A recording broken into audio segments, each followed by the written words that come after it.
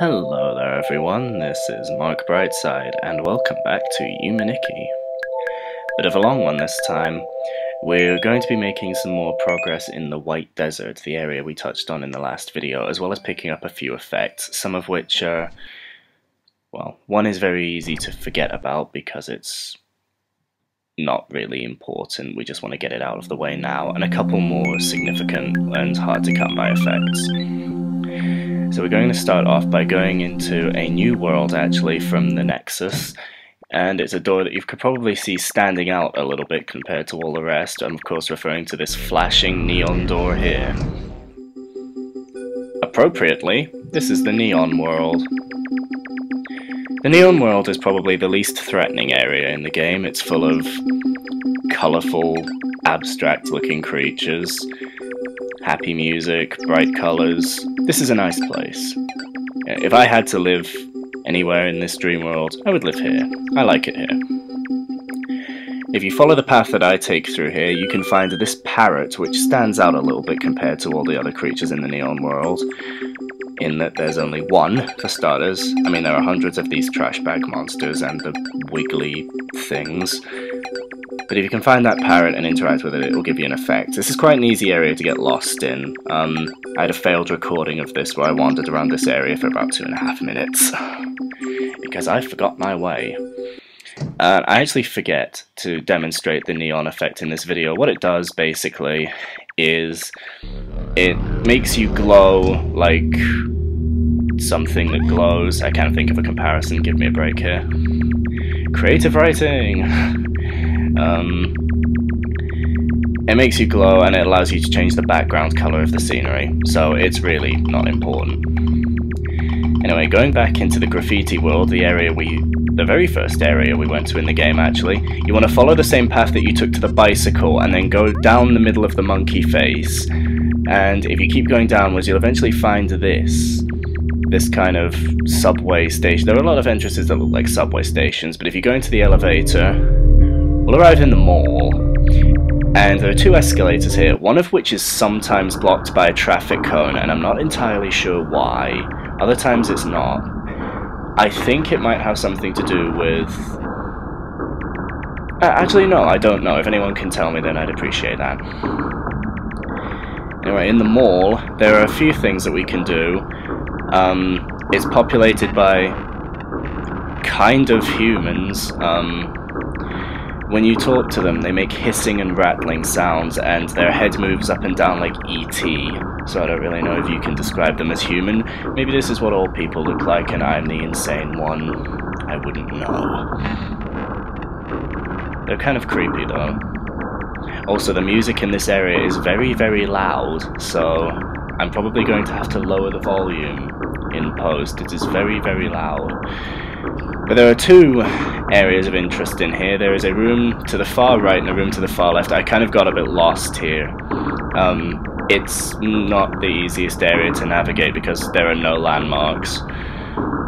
But if you basically go all the way to the right corner, you'll find this room with some kind of medical diagram and a pool of red liquid.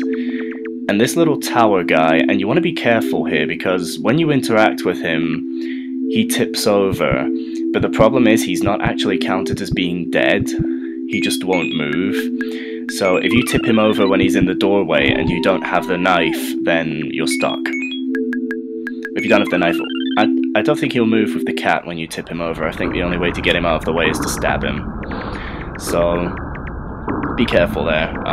But I can't imagine many people coming here before they have the knife. This area is kind of out of the way. I mean, I can't imagine too many people getting here as their first or even second area.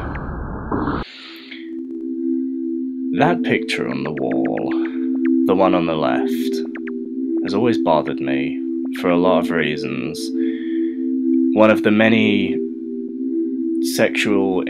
one of many uses of sexual imagery in this game. Something about that picture just... Anyway, if we go into the waiting room, we'll find this man here who's quite happy to sing and not really do anything, and we can pick up a flute. Can you imagine what the flute does? It lets us play a little song. It doesn't do anything important, but it's nice. It's a nice little tune. And this room's a lot nicer than the surrounding ones. That Pterinigan behind the desk, though, is actually different to all the rest. Despite the fact that she has the sprite of a lunatic Pterinigan, she'll actually change your menu colour when you talk to her. And she'll change it between black and dark pink. There's another location in the game as well where you can change your window scheme colour to dark red. I believe that location is in hell. Ew, those people creep me out. But obviously, if you desperately want to change your window scheme colour, this is a lot easier to access because hell is hell to navigate, so to speak. And as I'm still getting a bit lost here, come on past Mark, go in the door. Come on past Mark, you can do it. There you go. Oh, you went up the wrong escalator. If you head down here, you'll find a manhole cover that will lead us to another section of the dense woods. This is actually isolated from the rest, and here is where you can find the alternate frog.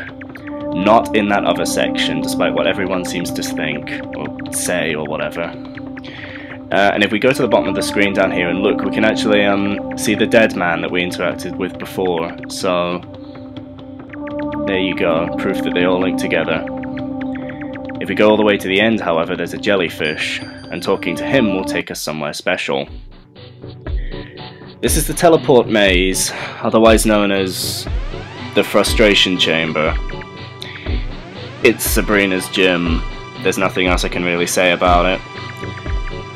You hear that sound effect when you teleport? That's going to get really boring really quickly when you get lost in here. And you will get lost in here on your first try. I actually remember, funny enough, considering what I just said, the very first time I went in here, I actually got it on my first try without ever needing to change teleporters. This time I made a couple of mistakes, but I'm still able to get there in the end. So, go me. Solving the teleport maze will take us here, an area that I'll go into further detail later on, because this is an isolated room that only serves to take us to this ladder here. No, this is not the static maze, this is just a static room. And we're back in the FC world now, aka Retroland. Those lizards men that are wandering around, there was one in the previous room. I don't know if there are any out in the main overworld, but we'll see them soon enough. When you talk to them, they spout a string of 5 random numbers, and I have no idea why or what they signify. I've tried typing those numbers in on the actual keyboard in various locations to see if they do anything, but the lizard men don't repeat the same numbers over and over again, they all just spew random numbers. So, maybe it was just something that the creator put in for the sake of it. I couldn't tell you. No idea. Anyway, there's a staircase up there, and if we go down there, we'll find a slightly annoying area. For starters, it's pitch black. I don't know if this area has a name or not, just the big building in the FC world. And what you're aiming for here is to always go down. You never want to go back up, so when there are multiple choices of where you can go, just go down. I see there are 2 choices here, but I don't think it matters which one you take, actually. I think they all lead to the same place eventually. But this area is not really that memorable. There are no effects in here. It's simply a gateway to somewhere else. So it's slightly annoying that you have to have the lamp. Some floors are lit and some floors aren't, but there's not really any indication of which one's which, so you can't move at high speeds on the bike like you normally would. You have to slowly meander around with the lamp effect on. But anyway, when you reach this part, if you go downstairs and keep going down and left, just always think down and left in this game, it's generally a safe bet. The background will change back to its original colour, and we will find, any moment now, this room. In this room, there is a 1 in 3 chance of being able to trigger an event. You have to interact with one of the tiles on the left wall, but it doesn't always work. Like you can see here, I kind of forgot which tile we had to interact with, so I'm just kind of checking them all for the sake of it. But no, it just wasn't working for me that time. I will go back and I will record that event, but I don't like getting it to work. It doesn't seem to want to work with me very often, and when it does, it's only after many attempts, so it's tedious getting here and returning, and yeah. Anyway, you might see where we're going with this now, looking at the colour scheme. Can you guess? Welcome back to the White Desert, people. Here's a fun thing to do. Go over to that wall with the appendages on it, and use the cat. They wiggle. Anyway, moving on from Dick Wall, there's nothing over the left side of here apart from that eye on the wall, which doesn't really do anything. There seems to be a recurring theme with the White Desert, is it's basically built around body horror. So, body parts deforming, being mutilated and twisted into different shapes. I like this area because it's so bleak and so stark compared to everywhere else in the game that it stands out, and it's memorable because of that. It's memorable because of how unimportant it is. There are no effects in here. There's nothing that you need to do. It's just something to experience. By the way, this man is called Dave Specter. He moonwalks.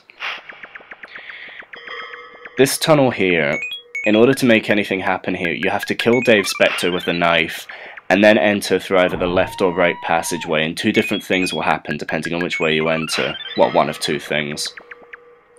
If we're going through the left side, we'll emerge in this blank void here, but if we wander around for long enough, we will find that we are not alone in here. There is in fact another little girl stranded out in the darkness, and if we find her, which could take a while... Come on. Where are you? Where are you? Come here.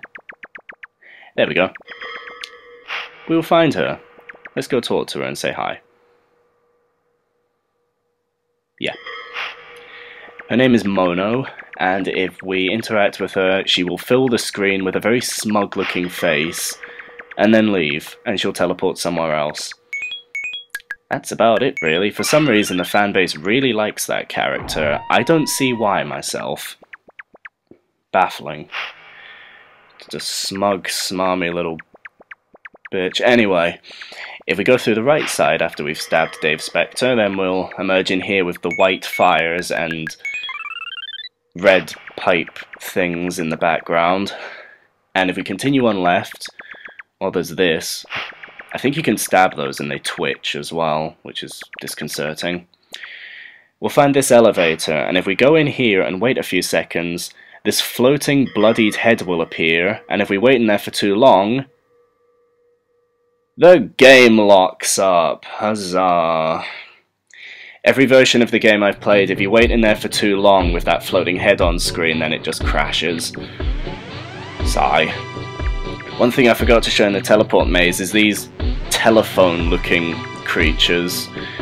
But they don't actually do anything, they're just there, and in fact they just show you that you're going the wrong way, because if you're going the correct path through the teleport maze, then you will never need to encounter those.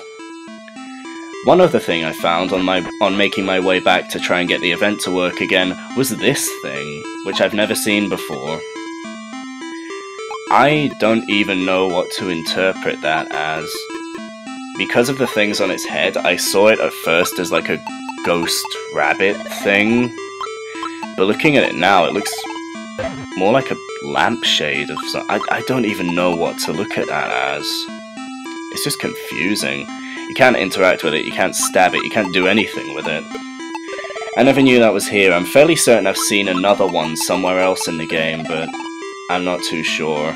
And I don't know what its purpose is. Maybe there is no purpose. A lot of things in this game are just there to see, things to look at and enjoy. This is a very good game to play late at night, when you're having trouble sleeping yourself. Back at the White Desert, there are a couple of other things I want to show off as well. But there was one thing I really wanted to show right now, but I couldn't get it to work. It's another random chance event. And the game wasn't having it. I couldn't get the event to work, so sorry. I'll show that some other time. A few of you probably know what it is. The annoying thing is I don't actually have to pass through the White Desert anymore, so I'm going to have to go out of my way to find it. Oh well. The more you look around this place, the more weird things you find, like these moving decks of cards, maybe? And what I call the pitchfork trees, as well as the lumpy mountains down there. Yeah, I pissed about for a while in here without really going anywhere, so I just cut ahead. You didn't miss anything at all. I was waiting for the random event to happen and it didn't happen. So, yeah. I'm actually getting really good luck in terms of the random events so far, but just not there, apparently. If we head in through this tunnel here on the main path, we'll find this little girl here. And she looks very similar to the one we found in the Black Void. But of all the effects that we could use to interact with her, would you think to use the stoplight? Because I wouldn't. Let's see what happens if we talk to her when she's paused.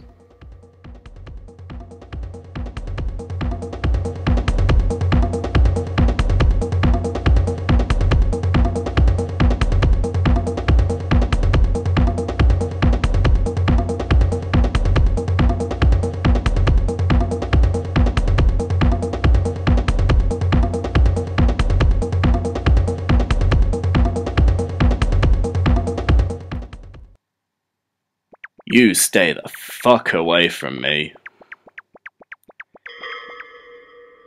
Yeah. When you use the stoplight, it deforms her for some reason. A lot of people have interpreted that as being some kind of symbol of traffic accidents, because we got the stoplight from a dead man, and when we use it, it deforms and mangles this little girl, so... maybe there's some truth in that, I don't know, maybe he just wanted to scare us. Very strange idea to even think to use the stoplight. I want to know who found that out.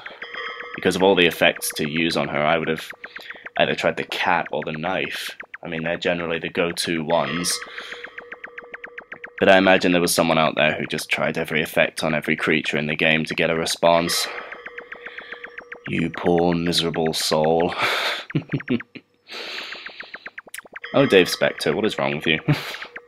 I have no idea why he's called Dave Specter, by the way. Apparently it's based on some Japanese celebrity that I've never heard of. I must say, Dave Specter doesn't really sound like a Japanese name, but what do I know? If we head over here, we can find this maze-like structure, and this is actually where you will normally enter the White Desert from, because there's a point of access in a world we haven't visited yet called the Block World that most people will use. To get them here a bit easier, of course, I took the roundabout way of doing things, because that's how I roll. But if we head up here, we can find this eye pillar, and stabbing the eye pillar has a random chance of teleporting us to a different chamber that we can't normally get to. Hello there up there, gropey tooth monster. Anyway, yeah. Time to start stabbing, and I think I get it pretty early. Normally I have to hit this thing about 10 or 11 times, but yeah, I got it on my 4th try. Welcome to the world of many eyes. I don't know what they've seen in their life to make them stare at you that way. And I don't even want to know.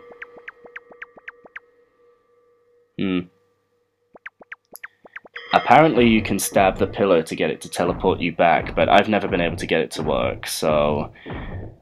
keep stabbing it and hope something happens. Is anything going to happen? Am I going to have to Metamord back? You're going to make me Metamord back, aren't you? Hello, game. Game? Oh, fine. Suit yourself. Right, next we're going to be heading into the block world that I just mentioned so we can pick up another effect and show off how to get to the White Desert the faster way. Are we seeing a theme with the names of these worlds? This is the block world and it's full of blocks. What a surprise. This music track... I actually heard this music track in my nightmares once. There's a reason for that, because the normal way of getting into the White Desert is by interacting with one of the NPCs that moves around this area. But notice what I just said, she moves around the area. So trying to find her can be interesting at the best of times. At the worst of times, it can be downright frustrating. She does tend to hover around a certain location, but because she moves, she doesn't have to stay there if she decides not to, so yeah, good luck finding her, basically. But if we can somehow find this arch here, and then go along the small pathway to the left of it, we can find an effect, the hat and scarf. As the name implies, you'll wear a hat and scarf. Another one for the no shit counter. And this will do something later on, but at the moment, I could show it off, but I don't. I'm sorry. That'll be for another video. Actually, it'll probably be for the next video. The hat and scarf is relevant to making progress and showing off one nice little Easter egg that they hid in the game. Yeah, here is the hat and scarf girl, who I presume is a ghost, or just invisible. And if we talk to her, she will teleport us to one of the high arches in the area. There's a 1 in 5 chance she will teleport you to an entranceway to the White Desert. And it's one of the easier ways to get there because it's kind of separated from the rest of the areas, and it will take you out by where that tooth thing was before. So there's another way to get back. And the White Desert is a very interesting area, so I tend to end up chasing after that hat and scarf girl more often than I'd like. Anyway, let's try and get that event in the FC world to work again. Wish me luck. Finally, 4 attempts later, I get it to work. If you interact with this panel on the wall, you'll get an empty dialogue box, and it makes the same noise that the lizard men do when you talk to it. And if you keep doing this enough times, this starts to happen. The environment starts to corrode and corrupt. It looks like a glitch. This is not a glitch. This is something that was actually programmed into the game's code. So, no, I'm not glitching the game. This is something that they intended you to do. I don't know how you'd know to interact with one corner of a very far away room. And it only has a 1 in 3 chance of happening, and that chance resets every time you enter the dream world, so I had to wake up and walk back here 4 more times in order to get it to work. And no one ever seems to know that this actually exists.